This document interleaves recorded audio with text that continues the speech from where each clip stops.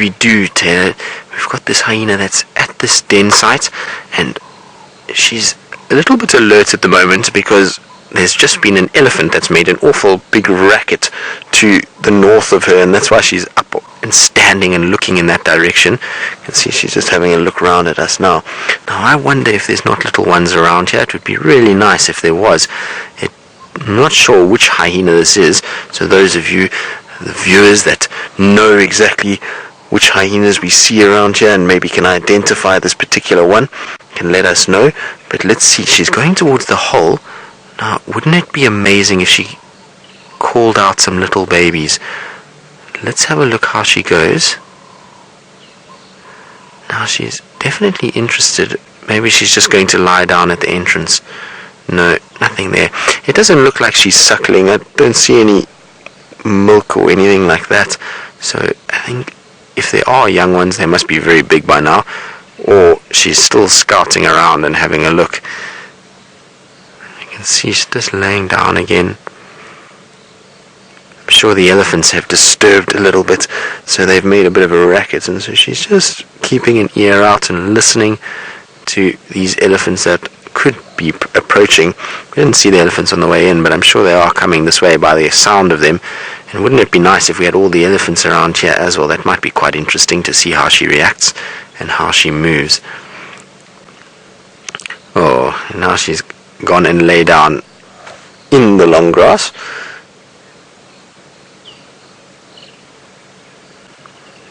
But isn't that cool? So it must be that they are using this den. If James and Herbie had them the other day and now they're here again, it would seem that they are utilizing this mound again. So it's really good news for us. It's going to be a good place to come and check regularly from now on and see if there is any sign of young ones, if they are going to actually make this their permanent home, and we'll get the whole clan in this area. That would be quite nice. But it's definitely not Gwen. The ears are in good condition, so it's not her. I wonder where she's gone. She apparently was evicted by a warthog, so I don't know if she's gone back into that area, but it doesn't look like her from here.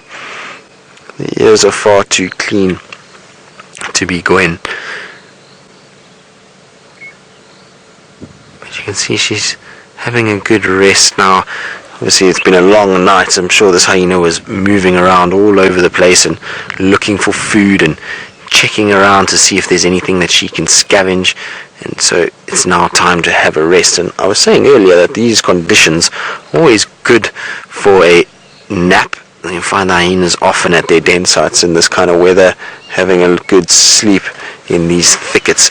So it's not a great morning for activity in terms of the hyenas. They like to have a little bit of a rest in cooler weather, and I'm hoping that there is going to be some sign.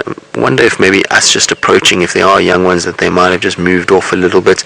If these guys have denned in the Manuleti in the last few months, there could be young ones that have not seen too many vehicles, and so it could have dashed into the hole when we arrived. So I want to spend some time here and just sit very quietly and just see if maybe some little ones will pop out.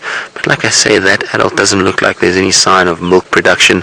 Her teats are not swollen in any way, which would be a sign that she does have very small ones. So it's possible that they're a little bit older, or she just doesn't have at this stage and is busy looking for a place to spend time.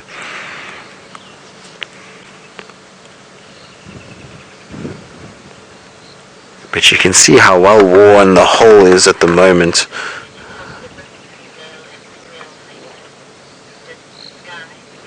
So, Miss Sky, you're wondering whether or not it's easy to tell the difference between male and female hyenas. It's actually not that easy when they're adults. The only thing that you can use is that the females are much larger than the males, but it's not easy because the females will actually have what's called a pseudopenis. So they have a fake male genitalia that is basically an extension of their birth canal and their genitals, and it forms this fake male genital that further dominates the male. So if you see them, it looks like a male often, but it's actually a female. So the only way to really do it is by size. The females are much bulkier, much bigger in the shoulder areas, and then are slightly larger than the males. And that's really the only way. If you get sub-adult hyenas, it's very tough to tell the difference between the male and female. They often are the same size at a young age and can make it quite hard. Alright, so we're going to sit tight here for a little bit and sit nice and quietly and see if maybe we get lucky with some young hyenas. And while we do that, let's go to Brent, who I believe is forging on in his bird challenge. Well, I'm quite jealous of Brent. The white-faced owl is one of my favorite owls. Those eyes are just absolutely incredible, the bright orange that they have. So, a bit jealous of Brent, but a very good find nonetheless. And our hyenas have not moved at all. Well, hyena should I say.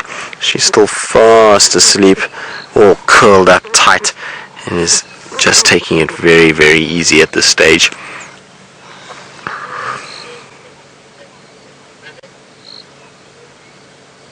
So I believe all the viewers have sent in the ID for this particular hyena, and they say that it is Ribbon, which is, I'm not sure too much of the history as to which hyena it's linked to. I know Jamie went through the whole family tree the other day, but I wasn't able to see all of it, so I'll have to ask her when I get back as to where this hyena fits in and how it all works.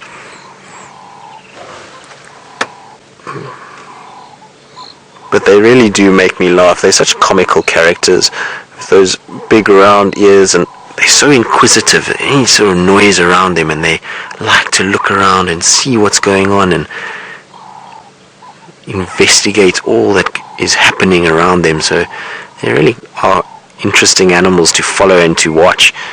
Very, very, very cool. I'm sure it still can hear the elephants that are moving around north of us here. I can hear them every now and then breaking a branch. I don't know how many elephants are there, but I'm sure that's what she's listening to. You can imagine those ears, how much sound they catch, those big radar-like ears. Very, very, very good for catching lots of sound waves and being able to hear what's going on. Remember, hyenas have a very, very good sense of smell and hearing, and they need it given that they are out a lot at night. It's difficult to see in the evening, so to be able to hear very well and smell very well is important, and that's why those ears are constantly moving just to catch the sound waves that could potentially be traveling towards this hyena.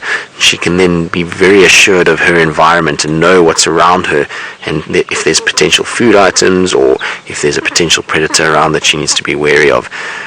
And you'll find that often with hyenas, if they hear something like monkeys alarm calling or impala's alarm calling, they'll get up and they'll go straight there. And the reason why is they often know that that's a sign that a leopard is around, and leopards often have food.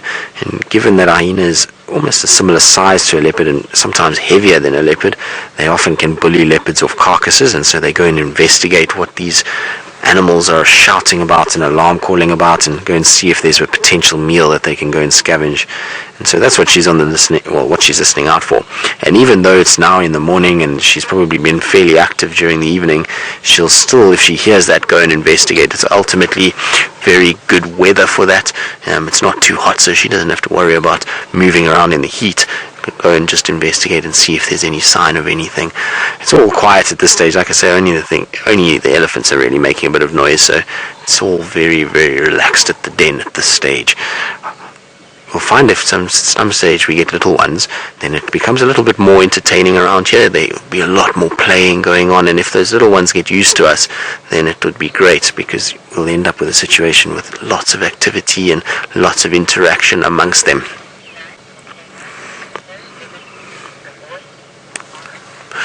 So Marvin, you want to know if hyenas are felines or canines? Well, they're neither. They are in their own family altogether. They are part of the Hyenidae family, so they are in their own classification, and they don't have a relation to the dogs and the cats, but they say genetically that they are probably more closely related to cats than they are dogs, but they are in their own family altogether.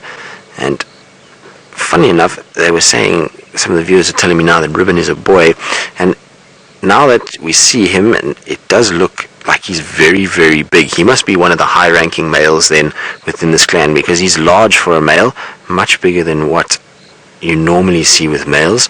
And I suppose given that there's no point of reference with females, it can be quite tough to sex them.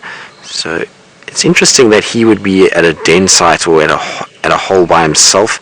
It would then tend to suggest that there really is no sign of any young ones being here, because no female is going to leave a male looking after young hyena pups. So this must just be one of the males that's just found an area where he can at least rest and have a hole that he can go into should it start to really rain, which is quite interesting.